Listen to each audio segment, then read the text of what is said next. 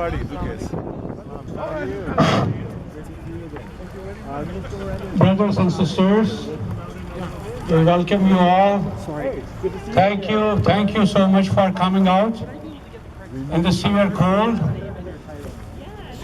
I think God is testing us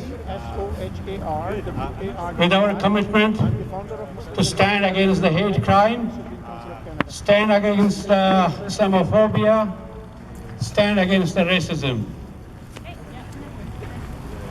It tells me all what I see here. We have the people from all faiths, from the Jewish brothers, Christian brothers, Muslim brothers, people with faith or with no faith.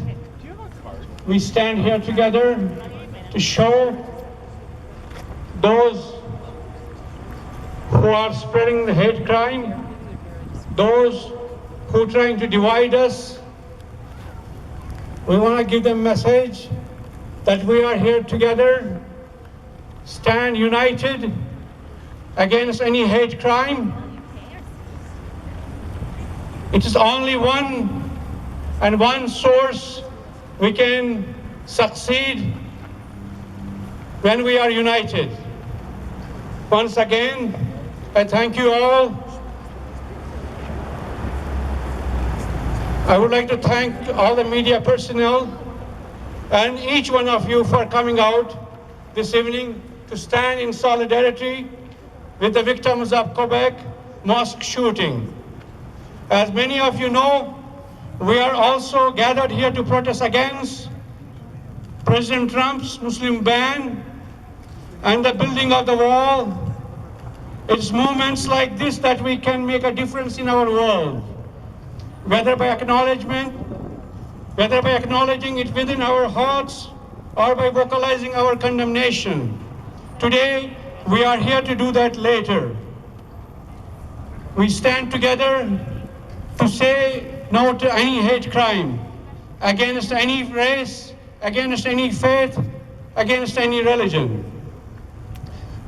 We stand here against racism. We welcome refugees. And I would like to start, I know you guys are feeling cold as much as I do, but our hearts are warm and we are stand united here. I would like to invite Sister Hiba Fadol, a representative from the National Council of Canadian Muslims, to offer her words of condolences. Sister Hiba.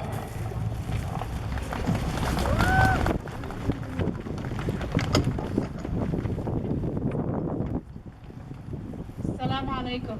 Peace and blessings be upon you all.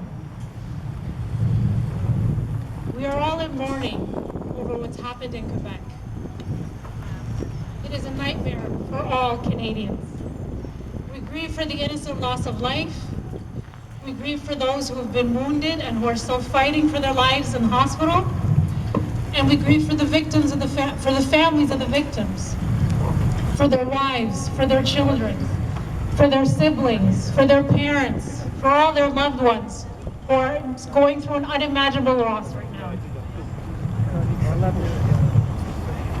We call on the authorities to do everything they can for this perpetrator to find justice. Let's not mince words about it. This was about division and this was about hate. The original reason we are here was to challenge or to express our disappointment with the United States ban on refugees and the ban of those who come from 7 Muslim majority countries. This has been denounced all over the world. Here in Canada, we are greatly concerned with the ramifications of this and with the further erosion of human rights norms all over the world.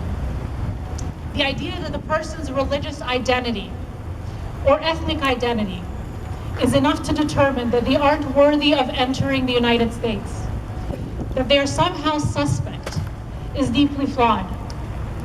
And we know that fear will only further suspicion of Muslim citizens and residents in the West. We are also deeply concerned about rising Islamophobia here in Canada. It's easy to point our fingers south of the border with all the rhetoric and everything that's happening there, but we've seen firsthand the horrific consequences of this on our own soil. And we are afraid that the policies that are being enacted are only going to further aggravate all of this.